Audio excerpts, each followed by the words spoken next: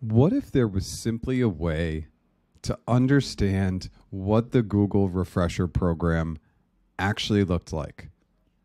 Let's do it. Let's do it today. Let's dive a little bit into this refresher program. This is a question that I am consistently and constantly asked time and time again. And so I finally thought it was time to share my screen and go through this at a pretty high level. So let's just start with a flat comp model. So what are we really talking about here? Okay, so we got this flat comp. We have a base of 100K. We're assuming, let's assume L5, which is a target 15% bonus. So we got 100K plus our 15% target bonus. And let's say that our original stock vest from Google was $200,000. Their current and most popular model, you're going to see this 99% of the time in 2024, is a 38, 32, 20, 10 model, which means this 200K is paid out 38% here, 32% here, 20% here, and 10% here. And so why show this flat model? Well, it's really important because this is the item that confuses people. They see the total comp over years and they say, wow, Jeff, if I take this offer, I'm going to start at 191 in year one, and then I'm going to drop all the way to 135. Why would I stay at this job? Even if the 4-year average is 165, why would I stay if my comp keeps going down? Well, there's two fortunate things. You're probably going to have merit increases, likely a promotion, and the big thing we're talking about today, refresher stock.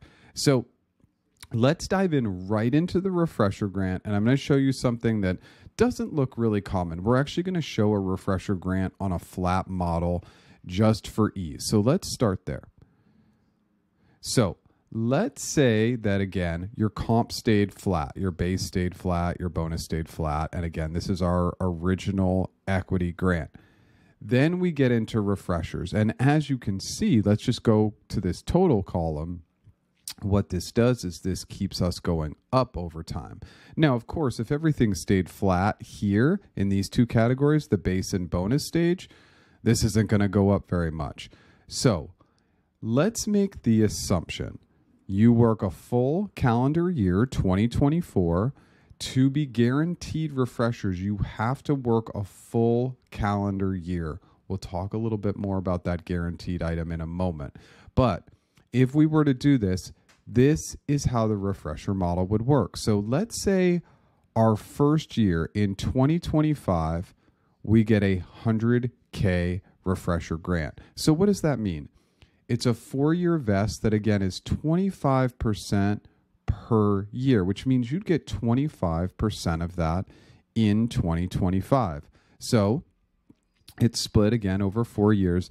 Now, we could also make some assumptions that in the next year it's 120 and the following year it's 140. So these are small refresher numbers because, again, they're considering a flat model, but let's say you're improving a little bit over time. So then you get that first year number, the 25K. We bring it into the second year, but now split over 4 years, we have 30K too. So we have 25 plus 30, which gets us to 55. Then again, the next year, we're going to get a little bit better refresher grant. Let's say that's 35K per year. So we have the 25 plus the 30 plus the 35 that gets us to 90K. And what do you see? You see this comp, again, going up a little bit over time. But all these are 4-year vests. This is the true benefit of refreshers. It's a vest on top of a vest. So you have your original vest, you have your refresher vest going. Again, the opportunity to see your comp go up over time. So now let's look at what would be a little bit more of a common model, especially a common comp model at Google.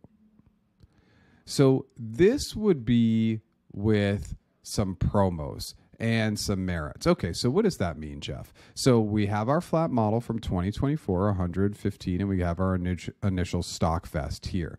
But then let's say we get a 5% merit. I wanted to highlight that, 2025, we get a 5% merit. And we're also going to assume that we get a really good bonus of 22%. Why are we saying we're going to get a bonus of 22%? We're saying that because we're going on to a promo year. So anytime you get promoted, you're usually going to have a high bonus. It's going to be multiple percentage points higher, which would get us up to 23,100. Now, again, without any refreshers, we're still staying pretty flat. The other assumption I want you to make is after a couple years, we're trying to go L5 to L6. Let's say after a couple years, we get promoted. Obviously, a lot of that is in your control. But usually a promo base increase is going to be around 20% plus. You're coming off of a really good year, so they really want to reward you. But in the first year of moving your bonus target from 15 to 20%, they're probably going to keep you at 20%. So you actually got a little bit of a higher bonus at an L5 as opposed to an L6. Now, again, we would assume the following year after a promo, you're going to get something really basic like a 5% merit. But let's say now that you're the second full year as an L6, 24% target bonus. Now, again, your bonus starts at L6 at 20%, but you might get a 24% bonus. Now, what you can see is even with all these items, right, we've done a really, really good work of building up our base components, getting our bonus higher with good performance. You can see 189, 588. We've essentially stayed flat, actually gone down a little bit from the first year offer.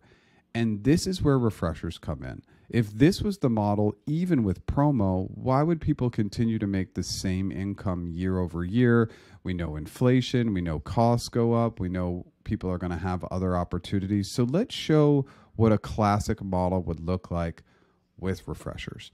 So in this model, again, I have kept everything the same, but now I've made some bigger assumptions on the refresher stock. So what do we mean by that?